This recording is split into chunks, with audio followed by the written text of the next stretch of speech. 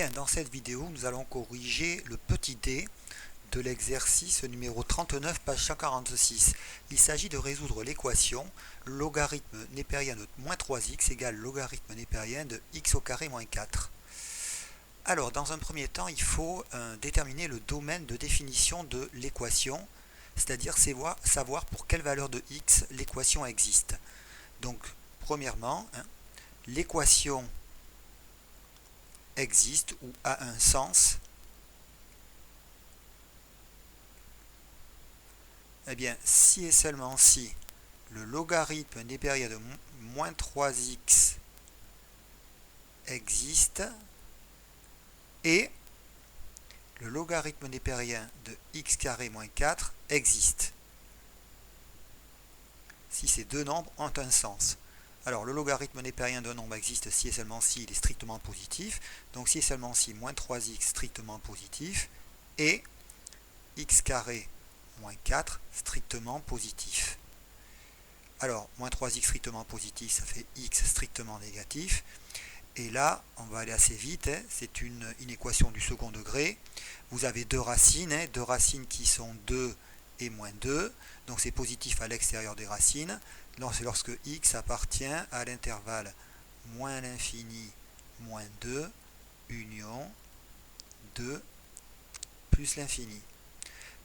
Donc comme x doit vérifier les deux conditions simultanément, vous devez avoir simplement x dans l'intervalle moins l'infini moins 2, puisque x doit être négatif.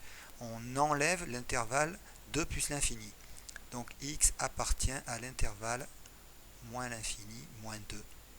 Conclusion, l'ensemble D, ou alors D de E, domaine de définition de l'équation, c'est l'intervalle moins l'infini moins 2. Ça signifie que les solutions sont à trouver parmi les nombres de cet intervalle. Ça ne peut pas être des nombres qui seront en dehors de cet intervalle. Si vous voulez, ce sont les valeurs autorisées de l'équation.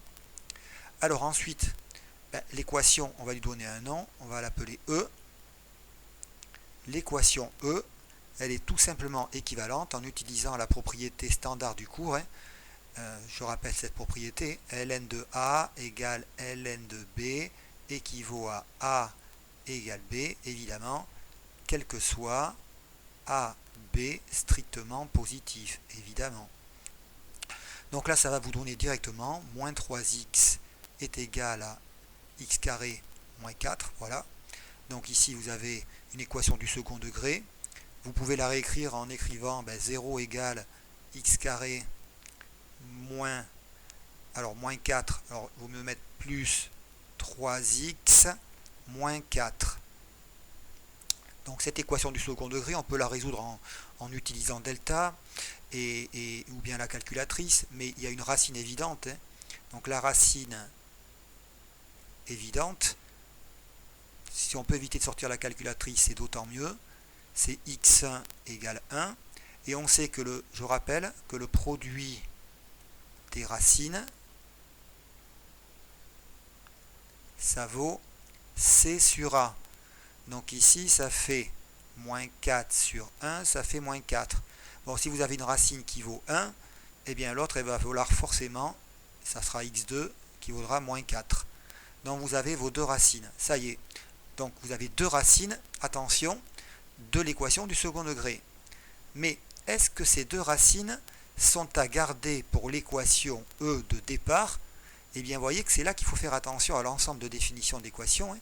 Il faut garder uniquement la solution qui est dans l'intervalle moins l'infini moins 2. C'est-à-dire qu'il va falloir que nous gardions l'équation x2. D'accord? Donc là, il faut bien conclure. Seule la solution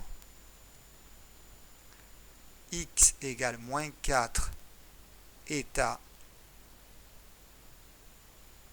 retenir, puisque x2 qui vaut 1 n'appartient pas à D de E. Donc la conclusion,